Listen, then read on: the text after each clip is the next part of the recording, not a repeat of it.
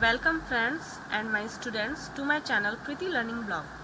दोस्तों, आज हम लोग पैरेललोग्राम चैप्टर का एक अगला क्वेश्चन करेंगे जो कि ये भी क्लास 8 का है।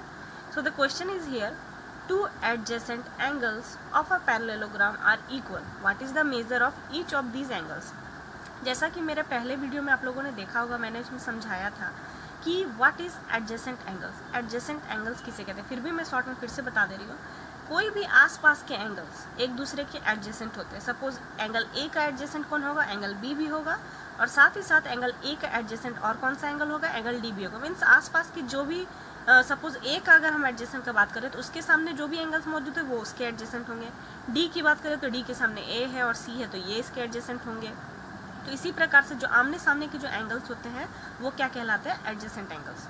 तो इसके साथ साथ मैंने पिछले क्वेश्चन में आप लोगों को और एक चीज़ बताई थी कि द सम ऑफ, ये एक रूल है कि the sum of supplementary angles are always 180 degree. Okay, so supplementary angles means जब भी दो एडजेसेंट एंगल्स को हम ऐड करते हैं आसपास के एंगल्स को in a parallelogram. Okay, supplementary angles यानी क्या, जो भी सामने के एडजेसेंट एंगल से पैरेललोग्राम में, ये ध्यान रखिएगा, पैरेललोग्राम का ये एक रूल है कि sum of supplementary angles are always 180 degree, यानी जो भी आसपास के एंगल्स हैं उनका सम कितना होता है, 180 डिग्री होता है। तो a plus d equal to क्या हो जाएगा, 180 degree, a plus b equal to 180 degree, d plus c equal to 180 degree, उसी प्रकार से b plus c equal to 180 degree. यानी जो भी आसपास के दो एंगल्स को जब हम सम करेंगे तो उतना कितना हो जाता है, 180 degree.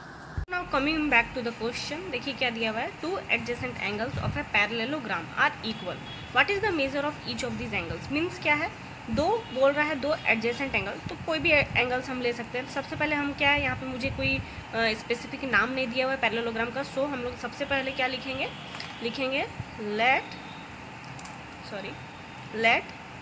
A B C d is a parallelogram. Okay, तो ये मैंने ड्रॉ कर लिया, a B C d is a parallelogram, a B C d. Now यहाँ मुझे बात किया गया दो एडजेसेंट एंगल के बारे में, ठीक है। तो let the required angle be x, यानी अब यहाँ पे मैं बात कर रही हूँ कि जो भी मुझे एंगल निकालने बोला है, ठीक है, उसको मैंने एक्स सपोज कर लिया, ठीक है। तो जो भी आप जैसे जैसे क्वेश्चन को सॉल्व करते जाइएगा उसी हिसाब से आपको लिखना भी पड़ेगा। तो सबसे पहले हम लोगों ने लिखा let a B C d is a parallelogram, ठीक है, ए बी सी डी एक पैरेललोग्राम है।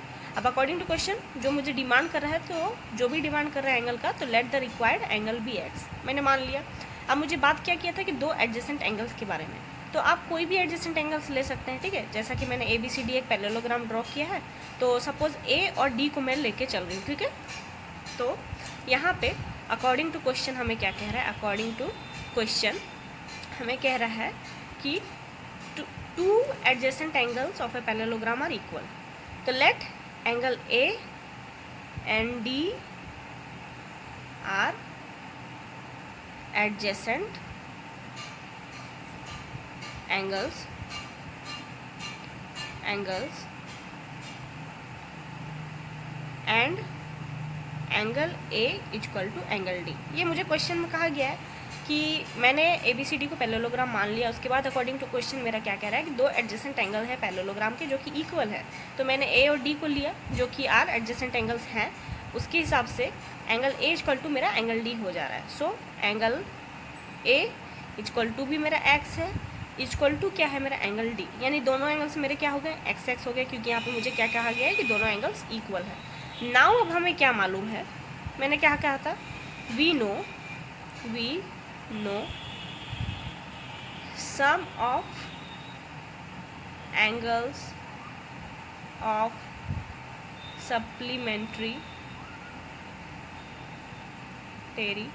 एंगल्स आर ऑलवेज 180 डिग्री, ये हमें मालूम है, ठीक है, और always 180 degree. So angle a plus angle d equal to 180 degree, ये हो गया हमारा, ठीक है। Angle a plus angle d equal to 180 degree. Now angle a मेरा क्या है, यहाँ पे हमने क्या लिखा, एक्स, क्योंकि हमने उसको रिक्वायर्ड एंगल को एक्स माना था। एंगल डी क्या है, ये भी एक्स है, क्योंकि ए और D according to question equals हैं। तो ये भी x हो गया equal to 180 degree. Now x plus x equal to कितना हो जाएगा, 2x इक्वल टू 180 डिग्री।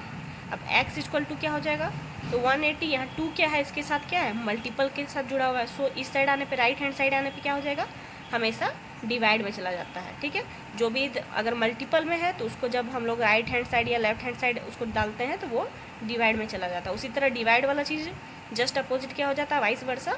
जब डिवाइड वाला चीज़ अगर लेफ्ट या राइट में हम लोग उसको भेजते हैं तो वो मल्टीप्लाई में हो जाता है। सो यहाँ x इक्वल टू 180/2 तो कितना हो जाएगा, 90 डिग्री।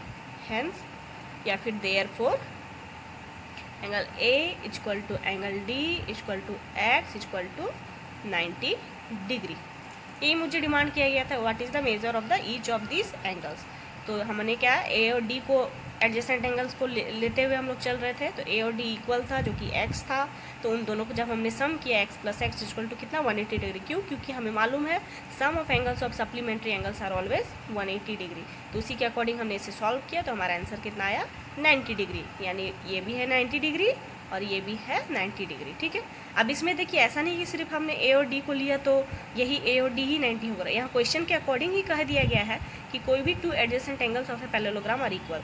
यानी D और C को भी अगर हम लोग लेके चलते तो भी हमारा 90 आता, B C को भी लेके चलते तो भी 90, A और B को लेके चलते तो भी 90 आता। ठीक है, यानी किसी भी अगर 2 एडजेसेंट एंगल्स को हम लोग लेते तो हम लोग का आंसर कितना आता, क्योंकि वो दोनों adjacent angles according to question equals थे। तो सेम हम लोग को रिपीट होता है x plus x equal to 180 degree. तो हमारा सब क्या हो जाता है, 90 डिग्री। तो अगर आप फुल्ली निकालेंगे तो सारा का सारा आपका 90 डिग्री निकलेगा। ठीक है, और ऐसे भी अगर देखा जाए तो हमें क्या मालूम है कि किसी भी क्वाड्रिलेटरल का सम कितना होता है, all angles of quadrilateral is 360 degree. तो यहाँ आप क्या है देखिए 9 यहाँ पे 4 है, 9 4 जा 36 होता है। ठीक है, यानी 90 4 जा 360, इन टोटल कितना आ जा रहा है हमारा सम 360। तो ये था हमारा पूरा सॉल्यूशन। मैं जानती हूँ मैंने थोड़ा लॉन्ग वे में आपको बताया, लेकिन बहुत सारे इसमें से आप लोग को डीपली समझ में आ चुका होगा, कोई कन्फ्यूज़न नहीं रहा होगा। नेक्स्ट क्वेश्चन मैं फिर से पैरेललोग्राम का अगले वीडियो में अपलोड करूँगी। आज के लिए इतना ही, थैंक यू।